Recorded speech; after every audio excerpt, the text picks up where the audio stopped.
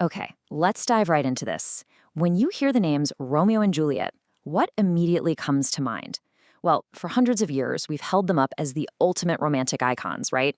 I mean, they are the gold standard of star-crossed lovers, giving absolutely everything for true love, in a relationship that, let's remember, lasted less than a week. It's this universally accepted cultural myth that we literally all just absorb without question. But in this explainer, we're going to look at the source text through a completely different lens. We're going to break down an analysis that fundamentally shifts how we view this classic narrative, stripping away all that romance to reveal what is actually driving these characters. So what if Romeo and Juliet is not a love story? I know, it sounds almost like sacrilege to even suggest it. But the source material we're analyzing today challenges the very foundation of how we've been taught to read this text. We're going to put aside the poetry and the balconies for just a second and look at the actual mechanics of the plot. And, when you do that, a very different picture emerges. It's one that completely shatters our basic assumptions and is surprisingly relevant to how you and I operate today. Now, what's really interesting here is how we contrast what we think the play is about with what it's actually doing. The illusion is that they are the ultimate romantic icons, but the reality, completely grounded in the text, is that this is a warning about urgency and speed. The source argues that this isn't a manual for romance at all. It's a cautionary tale. Think of it less like a love letter and more like a massive flashing warning sign on a dangerous, winding road. It's all about the sheer velocity of their actions. Let's move into Section 1, Emotional Speed versus Maturity.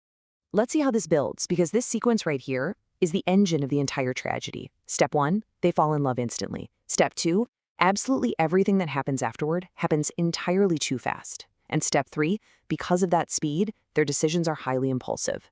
There's no pause, there's no reflection, just instant attraction followed by immediate, high-stakes action. I mean, they meet, and literally within 24 hours they're married. The entire trajectory of their lives is locked in over a matter of roughly 4 days. The narrative just accelerates at a breakneck pace, and the characters are completely swept up in the out-of-control momentum of their own rapid-fire choices.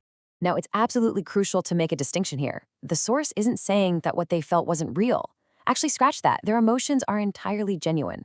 The passion, the fear, that intense draw to one another, it's all authentic. But their decisions are incredibly impulsive. Genuine emotion does not automatically equal mature decision-making. They simply lacked the maturity to handle the emotional speed they were traveling at. It's like they were operating a high-performance vehicle without ever learning how to use the brakes, completely mistaking the intensity of their feelings for the wisdom of their actions. Which brings us to Section 2, the danger of conflict. Of course, we have to remember they aren't making these rapid-fire decisions in a vacuum. A world of intense conflict surrounds them. They're existing within a highly volatile, high-stakes environment driven by their warring families. And this family conflict, it acts as a massive accelerant. Look, if you're driving too fast on an empty, flat highway, you might just get away with it. But Romeo and Juliet aren't just driving fast, they are driving fast through active warfare. They are dodging deadly street brawls between the Montagues and Capulets. When Romeo impulsively kills Tybalt in a sword fight just hours after getting married, it proves the point perfectly. In a world defined by conflict, their emotional speed doesn't just make them foolish. It makes them an extreme hazard to themselves and literally everyone around them. All right, moving on to Section 3, psychological interpretation. Taking this from standard literary analysis into a clinical lens is just fascinating. Psychologically speaking, acceleration is a distinct hazard.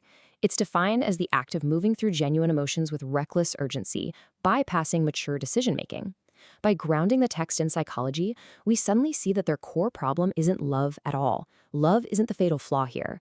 The fatal flaw is the psychological acceleration.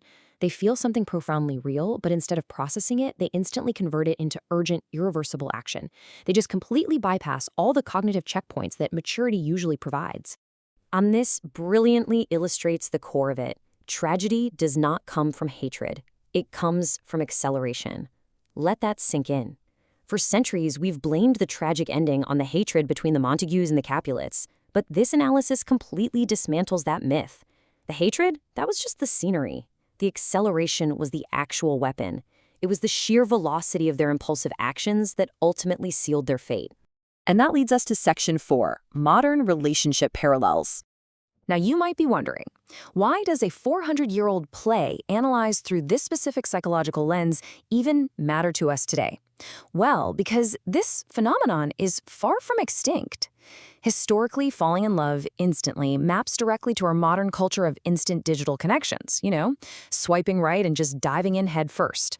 The way everything happened entirely too fast in Verona directly parallels how easily we rush relationship milestones today, getting totally caught up in the fast-paced momentum of a new connection. And those impulsive decisions and conflict, they are exactly like the unmeasured reactions we see constantly in our own high-stress, hyper-connected environments. The technology has changed drastically, sure, but the danger of urgency and impulsive emotion, that is exactly the same. We are all still prone to that same fatal acceleration in our own relationships. So the crucial point is this. The warning buried deep in this classic text is directed right at us.